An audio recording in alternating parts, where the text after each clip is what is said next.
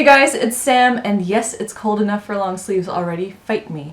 I'm a Floridian. I can't handle this. And for today's video, we're going to talk about tracing. Whoa.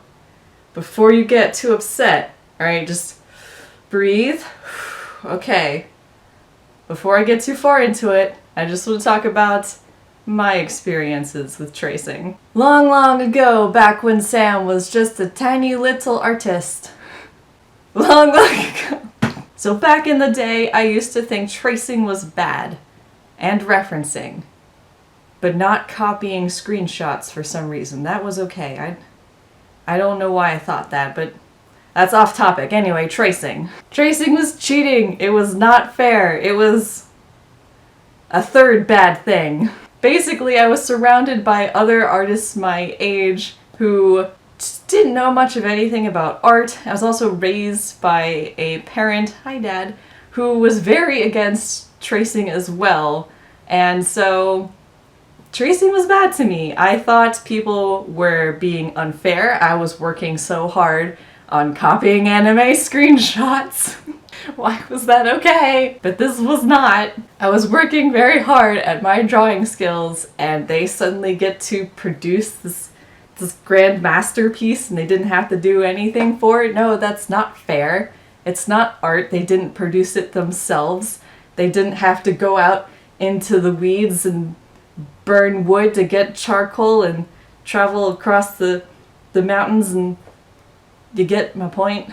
All joking aside, I had a pretty negative view on tracing. I looked down at people who traced, and since then my views have kind of changed. I've grown as an artist and as a person. I've talked with and had interactions with and even saw people talking about their experiences with tracing from artists who are beyond my skill level. They're more experienced both in life and in art.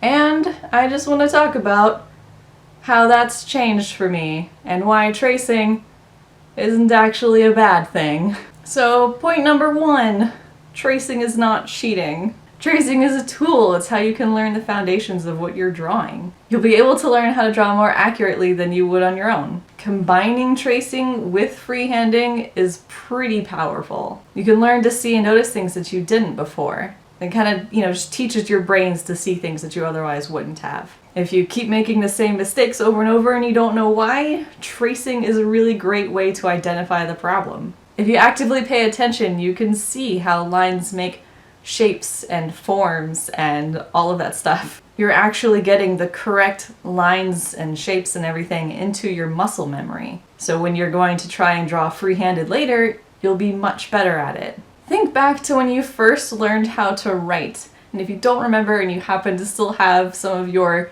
first grade, kindergarten, early school work, you'll probably find that you had a paper with the alphabet that your teachers had you trace over. When I was first learning the Japanese alphabet, the first thing that my teachers did was give me a sheet of paper for me to trace the characters. It's a jumpstart into learning and memorizing and seeing. Another thing is that it opens up art to everyone. One of my favorite artists, Euclase, actually talks about tracing. She's kind of like a pop art, surrealism, realism sort of artist. I'll put links in the description to her Instagram, Twitter, and Tumblr. She's talked about tracing in the past, and I just want to quote her to kind of give you guys a different perspective.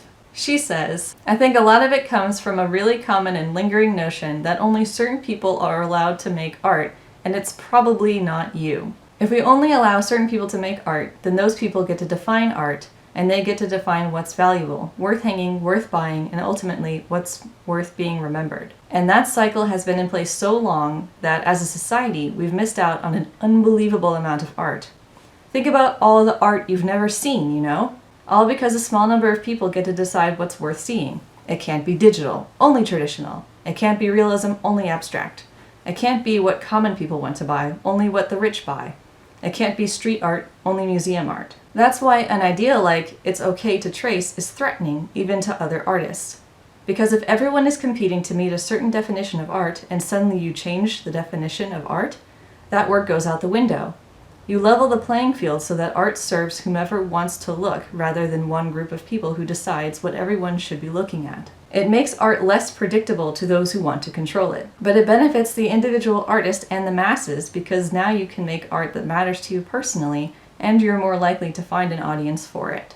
Not only that, but if you have any physical disabilities, problems with your wrist, your hand, your eyes, you find it difficult drawing or anything else, you can save a lot of struggle, pain, and stress. But Sam, the professionals don't trace.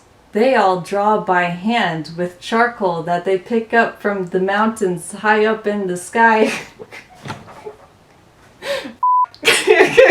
Loads of professional artists actually use some kind of tracing method. I'm obviously not trying to make a jump off a bridge reference, but I think just a lot of people don't know about this. I literally did not know about this until a couple years ago. It was really shocking to hear, actually. You look up to them, you think they're amazing, you think they do all of these things, but really, they use shortcuts, and that's not a bad thing. I think we just got this idea that those professional, crazy, out there, really good artists don't trace and just do everything from scratch because we don't know how they do it. To the masses, it looks like magic, but most really do use some kind of tracing method, be it making landmarks or measuring, using various tools, all sorts of different ways. And tracing isn't new, it's something that's been going on for centuries now. A long, long time ago, there was a thing called a camera obscura. It was really popular with artists, both big, well-known ones and small-time ones. It's a tool that takes an image and, through a series of mirrors, projects that image for you to trace it.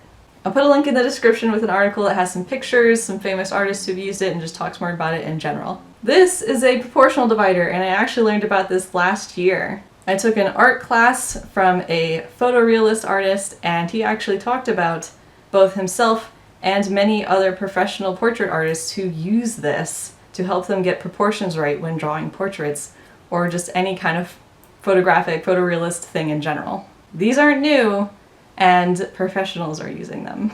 I, however, don't use it because I don't know how to use it, but one day. Tracing is a fantastic time saver if you're more experienced or you just don't really care about the drawing aspect.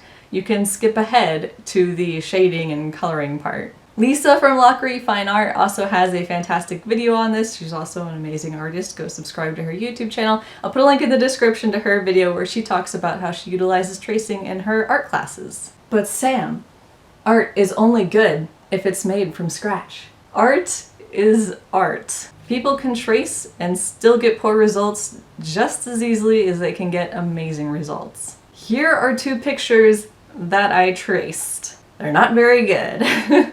Proportions are wonky, things look awkward, but it was traced. So why isn't it perfect? Because I didn't know what I was tracing, because I didn't understand it. I also wasn't really good at post-production, so like the shading and coloring stuff. So all of these mistakes just really shine through. Yes, tracing can help you learn what you're drawing, but not if you're just blindly tracing without thinking.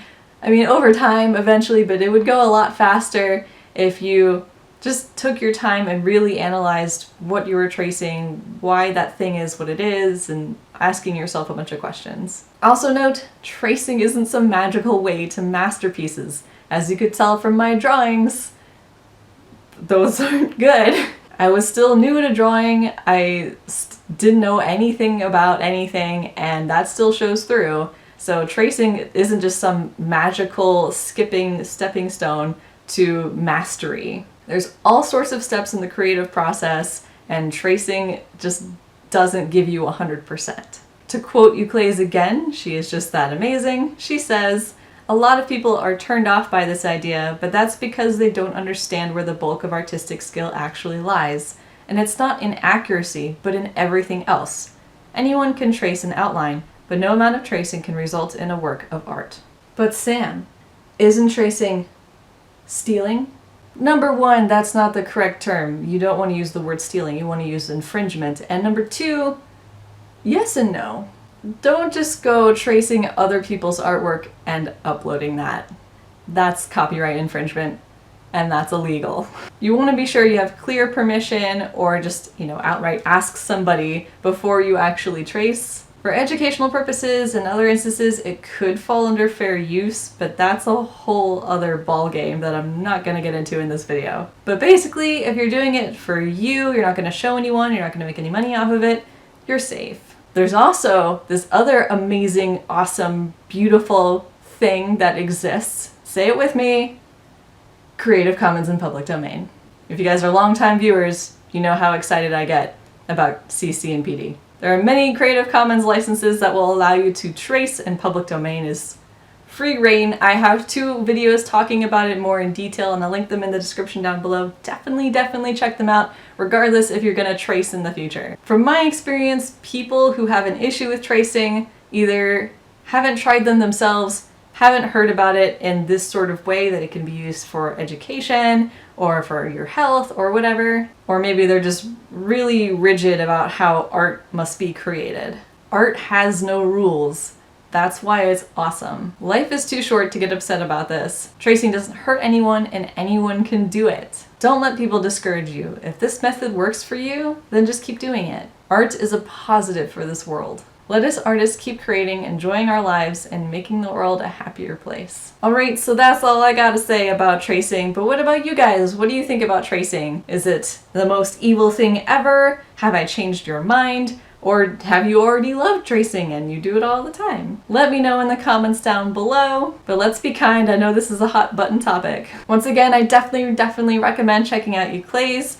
All of her links are in the description, same with Lisa from Lockery Fine Art, 2 amazing artists I really recommend. And if you haven't already, feel free to hit that subscribe button and that little bell notification so you can be the first person notified when a new video comes out. And that's it for this video. Go out and make some awesome art and give tracing a try. Thanks so much for watching.